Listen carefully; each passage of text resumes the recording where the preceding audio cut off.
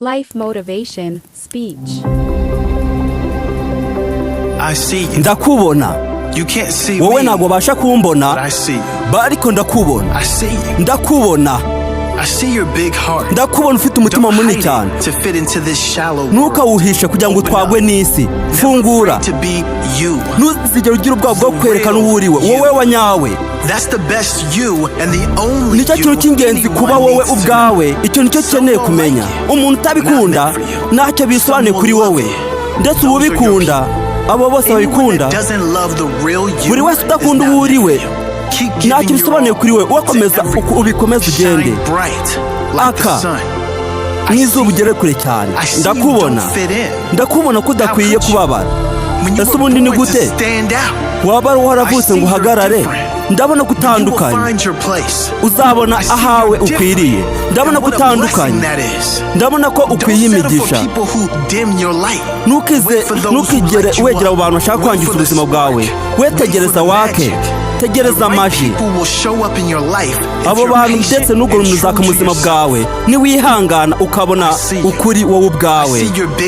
Ndakubona ko ufite ahazaza heza. We komeza wirukange ku nzozi zawe. Komeza uzigwanire. Ntuzigere. Ndabona ko ubikwiye. Ushobora kuba ufite imishinga ndetse ukagira n'amahoro. Wakora ibishoboka byose kugira ngo ugere ku nzozi zawe. Ndetse wakora ibyiza kuri wowe mu gihe waba uri gukorera abandi ibyiza. Ndakubona mu gihe waba wumva usa nkaho uri kuva ku bintu. Ntuzigere ubura icyizere. Ryoherwa n'urugendo rwawe. Buri ntambwe yose uteye, buri muntu wese, buri kanya, iga amasomo, menya imigisha. Ukwiye byose ndetse n'ibirenze.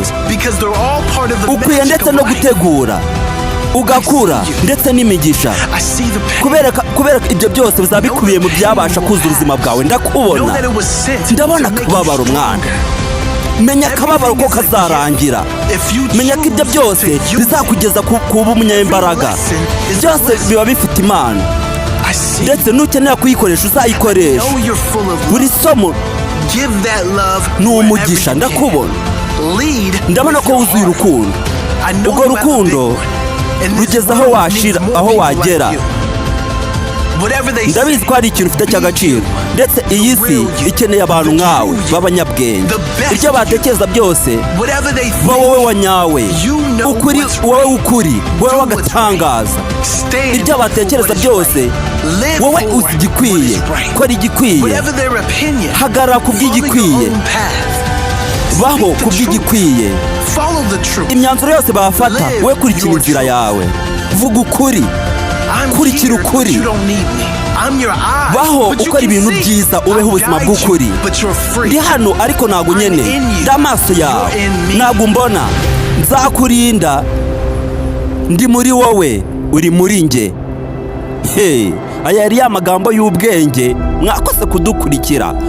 Kora subscribe kuri iyi channel. Genda cyane mukuru w'isibo.